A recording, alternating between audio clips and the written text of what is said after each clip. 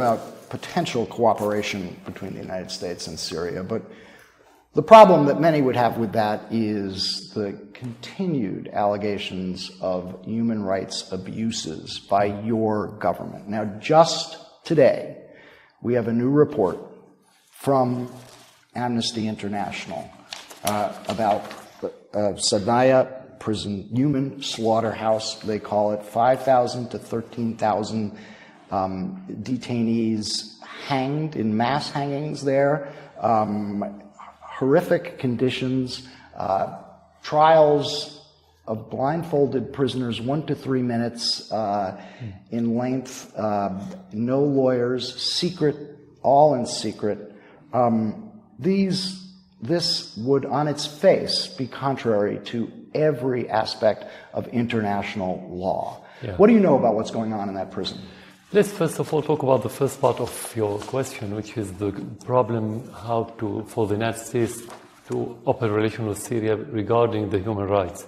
I would ask you, how could you have this close, very close relation, intimate relation with Saudi Arabia? Do you consider beheading as a human right criteria? Yes, but I'm not interviewing the King of Saudi Arabia right now. I'm interviewing you. Yeah, and I'm asking you about reports of human rights abuses in your prison, in your country. You own the question, I own the answers. So that's my answer. So when you answer about Saudi Arabia and your relation, you can put yourself in that position. Second, the United States is in no position to talk about human rights. Since Vietnam War till this moment, they killed millions of civilians. If you don't want to talk about the 1.5 million in Iraq without any assignment by the Security Council. So the United States is in no position to say, I don't open a relation because of human rights, and they have to use one standard. This is first. The second part now. Yes. Now I can move to the right.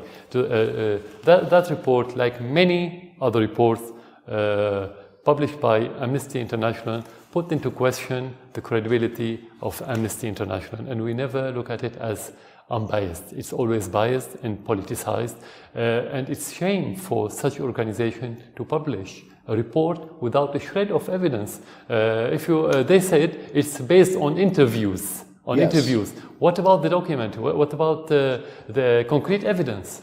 Not single interviews with 4 former prison officials and guards, 3 former Syrian judges, 3 doctors at the prisons. Nothing. It means nothing. No, it's interview. No. When you need to make a report, you need evidence, concrete evidence. You can make any report. You can pay money to anyone, like Qatar did last year. They paid money for such a report, and they brought their own witnesses, and they made a report. The process, I want to just read you something from the report. The process of the hangings is authorized by officials at the highest levels of the government. Death sentences are approved by the Grand Mufti of Syria and by either the Minister of Defense or the Chief of Staff of the Army, who are deputized to act on behalf of President Bashar al-Assad. First of all, what the evidence? So this is first. Is it true or not? No, it's not true. Definitely not true. How do you know? Do you know what goes on in that prison? Have you been there? No, I haven't been. I've been in the presidential palace, not in the prison. So here you have a very disturbing report about something going on in one of your prisons. Are you going to investigate? So Amnesty International knows more about Syria than me, according to you. No, that's not true. No.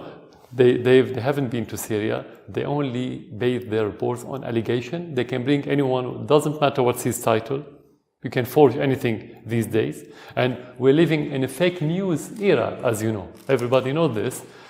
So we don't have to depend on this. Second, you have to talk about reality. They said in their report that we made serial executions. Is that correct? Yes, mass hangings. First of all, execution is part of the Syrian law. If the Syrian government or institution wants to do it, they can make it legally because it's been there for decades. Secret trials, no lawyers? Why do they need it if they can make it legally? They don't need anything secret. Is that legal in your country? Yeah, of course it's legal. For decades since the independence, the execution, according to the law, after a trial, is a legal action, like any other court